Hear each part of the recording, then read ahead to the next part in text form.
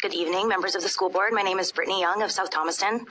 As a mom with 2 daughters, I'm watching what is going on in our schools. And of course, I'm talking about the inclusion of biological boys playing in girls' sports. The National Institute of Health conducted a study measuring the difference in physical strength among untrained college men and trained college women. Men came out as more physically strong than the trained female athletes every time. Imagine going against a trained male as a female.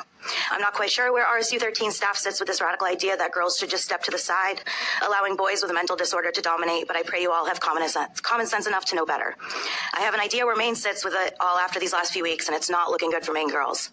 I will be devastated if this madness is still taking place when my girls are ready for school sports, because if it is, I will be forced to hold them back for their own safety. We have been told since we were young, boys don't hit girls ever. What changed? Which brings me back to my point of girls being selfishly pushed to the side to affirm a mental disorder. Gender dysphoria is a mental disorder per the Gender Dysphoria Bible on genderdysphoria.fyi. A mental disorder is characterized by a clinically significant disturbance in an individual's cognition, emotional regulation, or behavior. Whether or not these kids have gender dysphoria doesn't matter. Wanting to disrupt an entire sports bracket as a male because you feel like there's a win to be had by competing with girls is an out-of-order way of thinking. When I was in 8th grade, way back in 2007, there were girls in my class putting up a stink because they wanted to play on the boys' football team. Those girls found out real quick how much harder a boy can hit than they could. This is a great example of why girls and boys divisions were created in the first place, to create a safe and fair playing field. This is what should happen for the trans community. Those who claim they see and hear the trans youth, should be creating safe spaces for them to play sports without trampling all over the rights of girls. Anybody in this room tonight who believes it's fair for girls to compete against biological boys, I challenge the strongest female in here to wrestle against a male, for research purposes, of course. These girls shouldn't be punished for another person's mental disorder. Everyone in favor of this madness says trans rights are human rights, which I agree, but to which I also say human rights are women's rights, and we mustn't forget about our girls as we navigate this new gender-expansive world for all of our daughters' sakes. Thank you and good night. Is there anyone else who would like to speak? Great. We're moving on to our consent agenda. And finally, I just want to talk a little bit about our goal as a board overall. So when we are sworn in as board members, we take an oath to abide by and pursue and encourage this mission for all of our district. And all the teachers and the staff and everyone is bonded around this. So that's why we read at the beginning of every meeting. When we have our discussions, we try to go back to how are we doing this to the best of our ability. And our public discourse right now is very divided. And one of the first things we learned in our school board training, for those of us who have been part of that with the state, Eileen King is the state school board management. Executive Director of Maine School Management. Yes, is that we are all individuals and we have no power by ourselves. It is together in our work that we bring about any change in our district. And we are all coming from our different communities. And I just want to remind folks that this is where it's at. And we all can speak as individuals. We have the First Amendment rights. Everyone can be out there and have your own opinions and ethos and thoughts on what's happening. But when we come in here, this is our mission, and this is the position of the district and of the schools. And so as entities, this is it. And I want to remind folks that not just on the board, I'm speaking broadly, that when we come down to infighting or disparaging remarks against others, regardless of what your beliefs are, it's not a great look for our students, and it's not a great modeling for our students.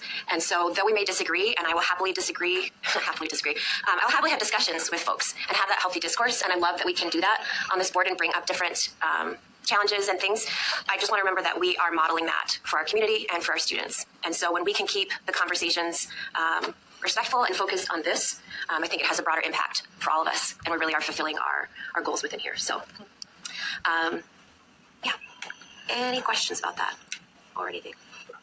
All right, that concludes my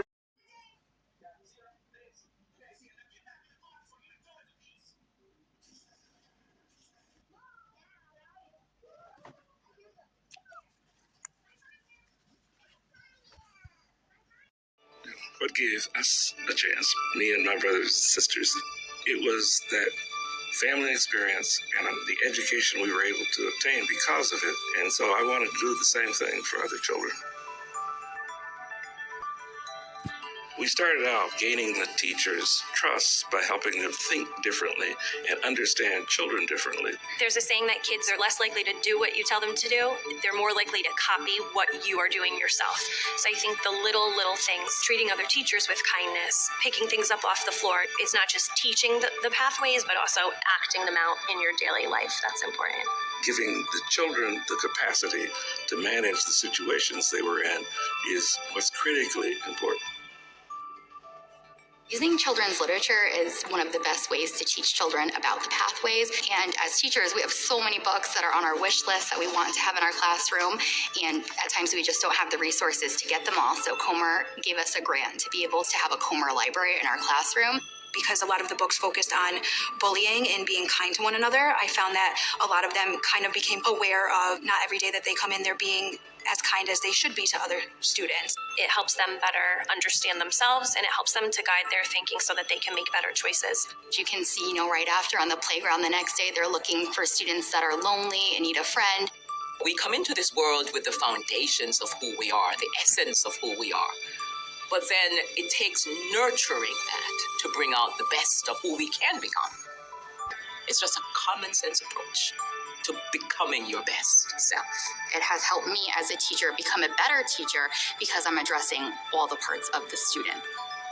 Whether we're really successful or not will depend on whether we're able to, at the building level, enable people to gain the capacity to overcome the negative aspects of human nature, be able to get along with each other, and as a result, be able to create environments in which children can grow. We can't really improve schools for everybody if we don't make it possible to support the development of kids.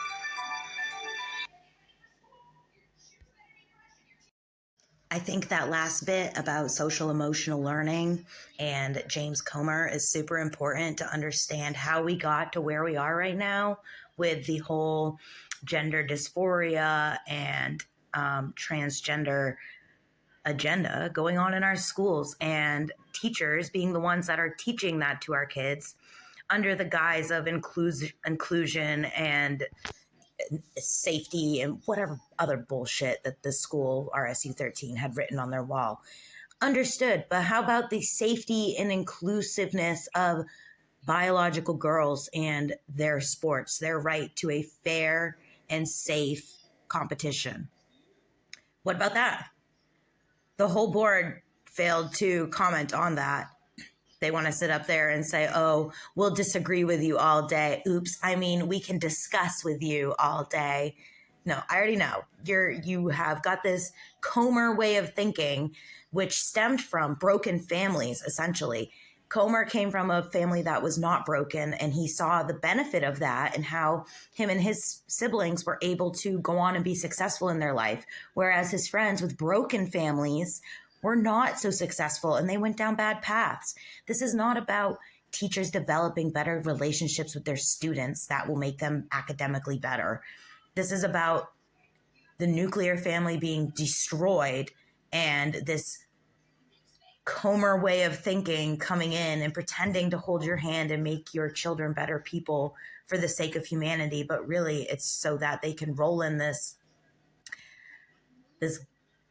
fake and gay agenda of transhumanism. I mean, I know it sounds crazy to the people like the people sitting on the board last night, but that's what it is. So you can take these Comer libraries and shove them right up your ass and start teaching our kids how to read them and not emotionally understand them. Leave that to the parents.